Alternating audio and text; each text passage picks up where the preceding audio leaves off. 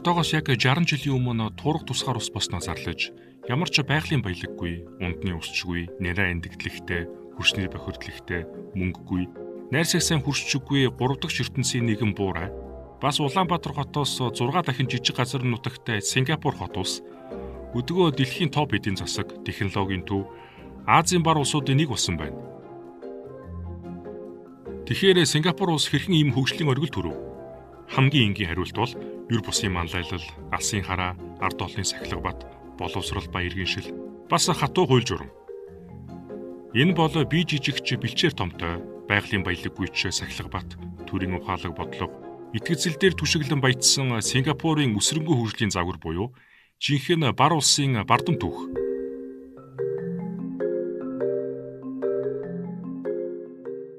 Таны харж байгаа энэхүү ирээдүйн мэд хот ердөө л 50 жилийн өмнө ундны усгүй тул усаа гаднаас авч картаар олгодог, хүнсээ хөрш Малайзаас импортлдог, ядуурл ихтэй, хөлөг онгоцны хог хаягдалд дарагдсан жорлонгийн бохир нь хот дундуураа урсдаг. Аж үйлдвэрлэж байхгүй хөрсний бохирдлын агуулмжийн дээд зэгтээ хүрээд байсан хот ус байсан гэд та боддоо. Сингапурын хөгжлийн загварыг төсөөлөхөд хэдхэн тоо хангалттай. Тус улсын хөгжлийн удирдагч хэмээн хүндлэгддэг Ли Куан Юг 1959 онд ерөнхий сайд болоход нэг хүнд ноогдох дотоодын нийт бүтээгдэхүүн $400 байсан бол 1999 онд албан тушаалаасаа буухад нь $12,000 болж 30 дахин өссөн байна. Харин өнөөдөр нэг хүнд ноогдох дотоодын нийт бүтээгдэхүүн нь $92,000 буюу Японоос 2 дахин их, бүр Монголоос 25 дахин их гэд та боддоо. Тус улс нь өнөөдөр эдийн засгийн өсөлтөх чадвараараа дэлхийд 1-р, мөн дэлхийд дижитал өрсөлдөх чадвараараа ч тэргүүлж байна. Үүнээс гадна хүн амд ногдох саятнуудын тоогоор дэлхийд толгой зохиж байна. Өөрөөр хэлбэл 35 иргэн тутмын нэг нь саятан гэсэн үг. 1960-ад онд ард иргэдийнхэн дунд Хятад ба Вьетнамын коммунист дэглэмийг дэмжих хандлага түгээмэл болж байсан тэрхүү цаг үед Сингапурын хөгжлийн эцэг ерөнхий сайд Ли Куан Ю нүдэндээ нулимстайгаар ард түмэндээ хандаж бид өөрөө өөрсдийгөө аврах ёстой гэж хэлж байсан удаатай.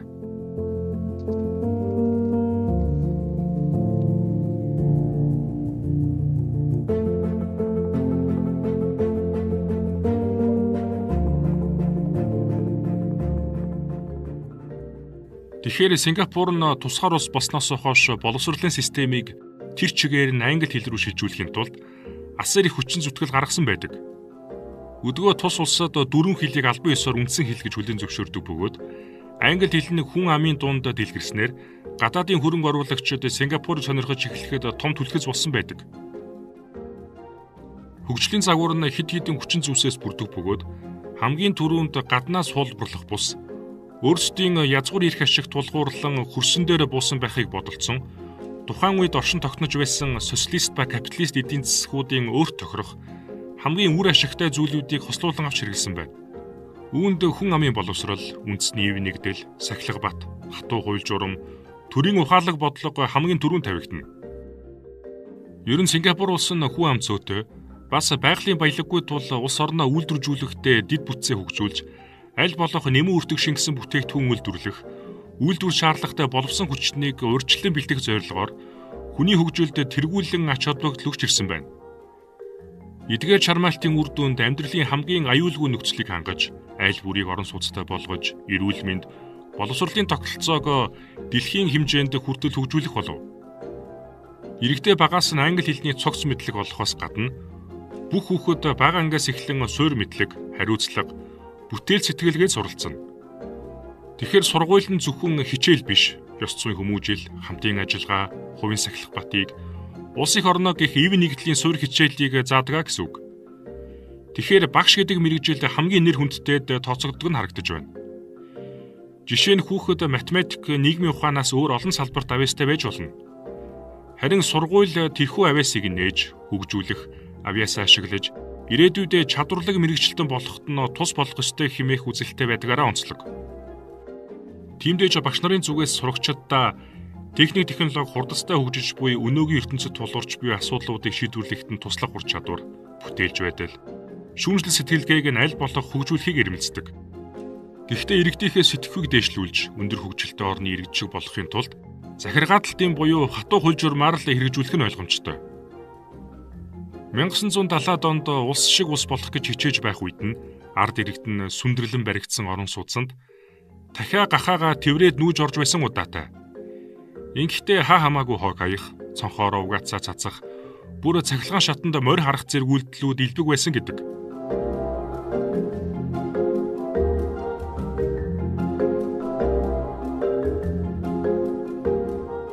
Сингапурт Малайз, Хятад, Энэтхэг болон бусад олон үндэстэн амьдран суудаг. Тэд бас өөр өөрсдийн гэсэн шашинтай. Гэвч арьсны өнгө хил шашинд хуваагдахгүй, өөр хоорондоо мөргөлдөхгүй, иргэн бүрд тэгш боломж олох нийгмийг цогцлон байгуулахаар зорьсон байна. Мөн үндэснийг күнзийн сургаалд тулгуурлан, хуваа хижээх бус, нийтийн эрх ашигын төлөө хамтран ажиллах үзэл санаанд нэгтгэж, нэгдсэн үндэс зүйлсийг бий болгох, тэдний чармайлтыг бүтээн байгуулалтад төвлөрүүлэх нь Сингапурын хөгжлийн замд оруулах хамгийн хэцүү зүйл байсан гэж Ли Куан Ю хэлж байсан удаатай. Хэцүү байхаас чарахгүй үз.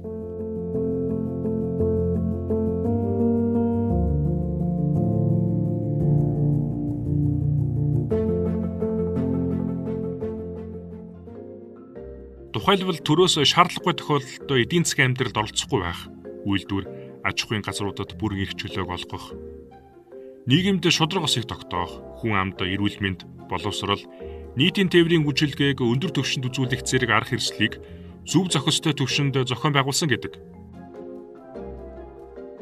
Сингапурын амжилтын бас нэгэн чухал зарчим бол эдийн засгийн хөгжлийн үр шимийг ард иргэдэд шударгаар хуваарлах явдал гэж тайлбарласан байна.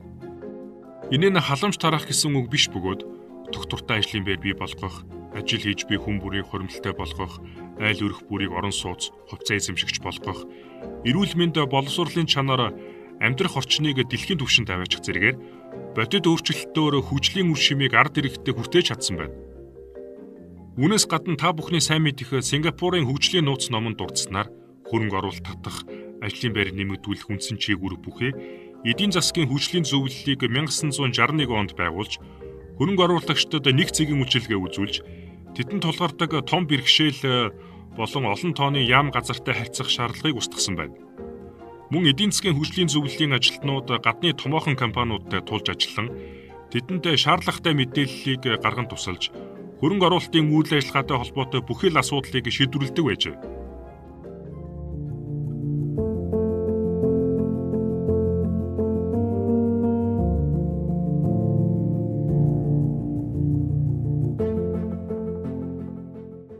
Өдгөө Сингапур нь жил бүр Дэлхийн банкнаас бизнес эрхлэх таатай орчин бүхий улсуудын жагсаалтыг тэргүүлдэг нь тус улсын хөгжлийн загварын өөр нэгэн сонирхолтой хэсэг. Бизнесийн үйл ажиллагаа явуул хамгийн ойлгомжтой системийг бүрдүүлэхин зэрэгцээ татварын дарамтгүй орчныг бий болгосон нь хөрөнгө оруулагчдыг татаж хөгжлийг нь хурдсгсан байдаг.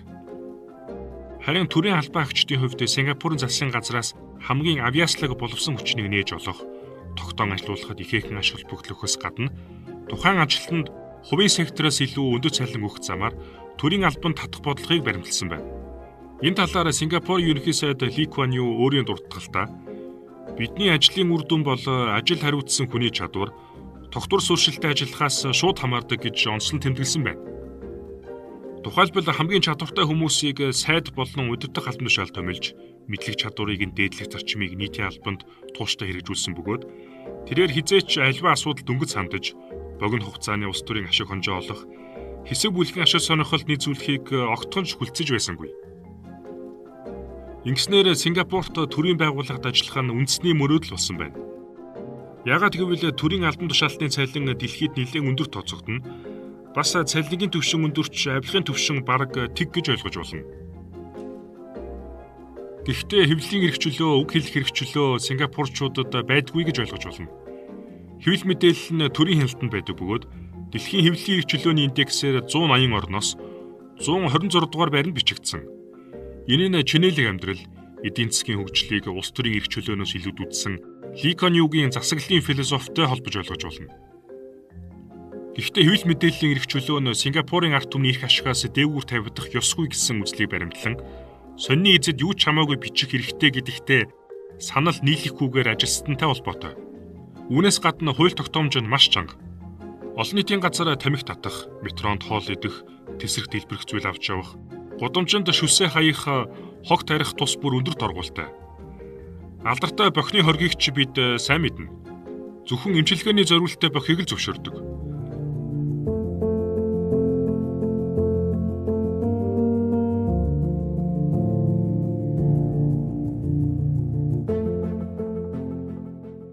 Тэгэхээр чинээлийг хятад гаралтай гэр бүл төрж Английн Кембриж их сургуульд хуульч эдийн засагч мэргэжил эзэмссэн Ли Куан Ю нь газрын баялаг их зүйлгүй Сингапур улсыг Их Британий колони Алс дорн дахь Тэнгисийн цэргийн баазаас Зүүн Өмнөд Азийн хамгийн чинээлэг орн болгож өөрчилсөн юм. Тэрээр эх орноо зөвхөн баян ус болгож зогсохгүй, өөрийн тусгаар улсын үндэс суурь гэж тодорхойлсон иргэн бүрийн эх оронч үзэл, сахилах бат, ёс суртахуун моралыг төлөвшүүлсэн байдаг. Ер нь Сингапур хүн, Монгол хүн ер нь ямар ч улсын хүн бүгд адилхан хүмүүс.